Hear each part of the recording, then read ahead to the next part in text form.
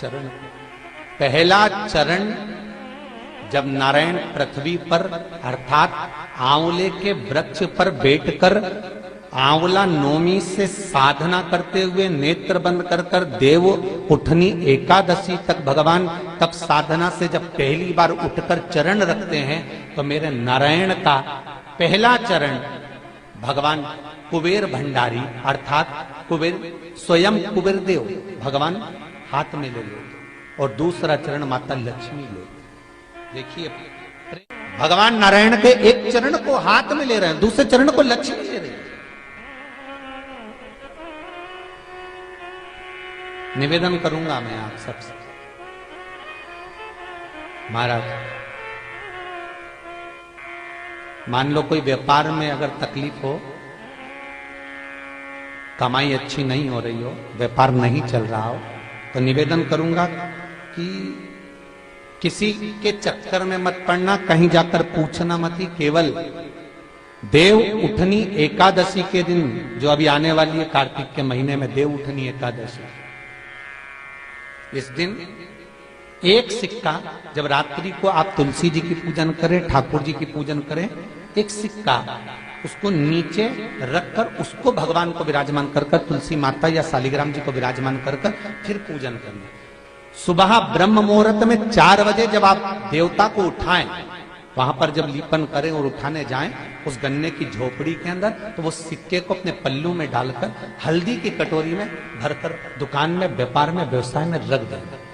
अगली एकादशी तक बताना जरूर कि कितना लाभ मिला, कितना कमाया आपने, सूचना जरूर देना हो, बताना जरूर कि कितना प्राप्त हो।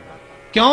क्योंकि नारायण जब देव उठनी एकादशी पर उठते हैं, जब मेरे भगवान विष्णु अपना चरण नीचे रखते हैं, तो एक कुबेर और दूसरी स्वयं लक्ष्मी भगवान के चरण को अपने हाथों में झेल लेती है। तो जिस स्थान पर आप देवता को उठा रहे हो, जिस स्थान पर आप भगवान की आराधना कर रहे हो, जिस स्थान पर आप भगवान को जगाने का प्रयास कर रहे हो, वहां आप अगर लक्ष्मी को विराजमान कर देंगे तो नारायण का चरण और लक्ष्मी दोनों कुबेर के साथ हमें प्राप्त हो सकते। गंगा के जल में एकादशी के दिन 7 बेलपत्री डालकर जो नंदीश्वर भगवान अर्थात जो शंकर जी के शिवलिंग के सामने नंदी होता है, उस नंदी के चरण पर गंगा का जल चढ़ाकर बेलपत्री शिव पर समर्पित कर देता है, उसके घर में रुपया रुकना चालू हो जाता है। फिर वो गलत जगह पर नहीं जाता, गलत स्थान पर वो धन जाएगा ही नहीं।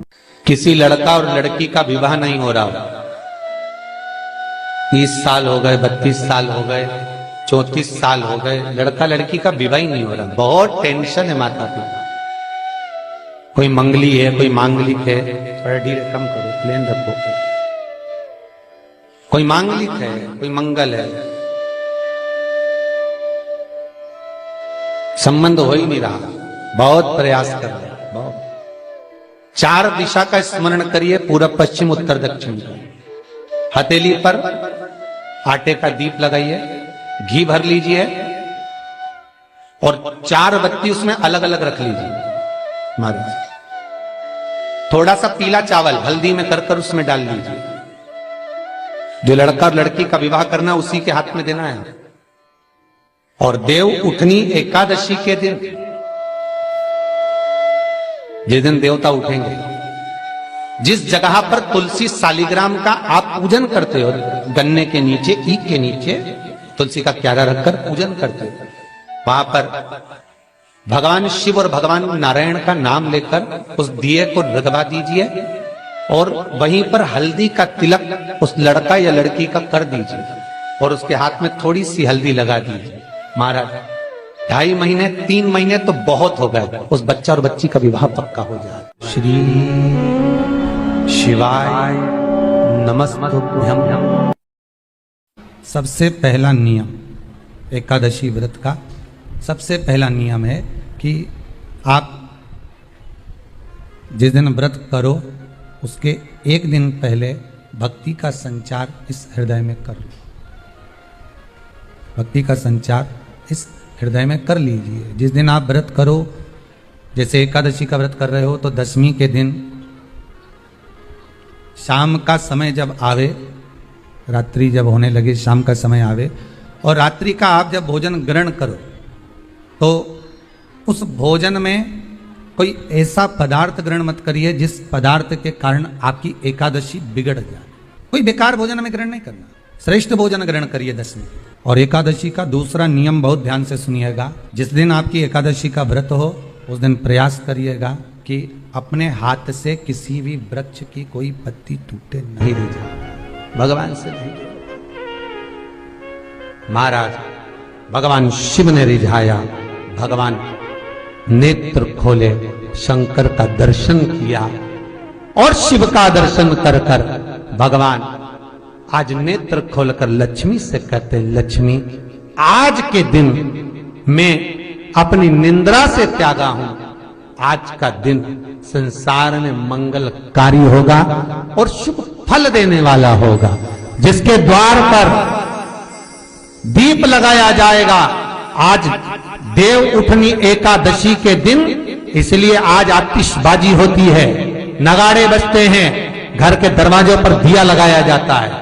आज के दिन जिसके द्वार पर दीप लगेगा, मेरी पूजन होगी, उसके घर में समृद्धि लक्ष्मी की कमी ना हो। चल लक्ष्मी, आज अपन भ्रमण के लिए चलते हैं। शंकर नंदी पर पार्वती के साथ बैठे और भगवान नारायण लक्ष्मी के साथ बैठे गरुड़ पर,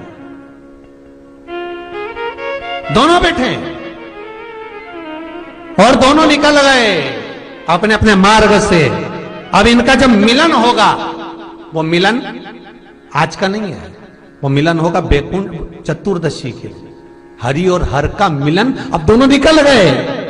एक बहुत अच्छा समय रात्रि के 9:15 का एक समय होता है, जिस व्यक्ति का रोग बीमारी समाप्त नहीं हो रही हो, हॉस्पिटल में पड़ा हुआ है, कोई बहुत भारी बीमारी में ग्रसित है, छूट ही नहीं पा रहा, तो रात्रि को 9:15 पर किसी भी दिन शंकर भगवान के शिवलिंग का, जो तुम्हारे घर में शंकर जी विराजमान हो उसका, या शंकर जी के मंदिर में जाकर शंकर जी का थोड़ा सा जल, उसमें थोड़ा सा आंवला पड़ा हुआ, मतलब आंवले के पानी से शंकर का अभिषेक पूजन कर लीजिए।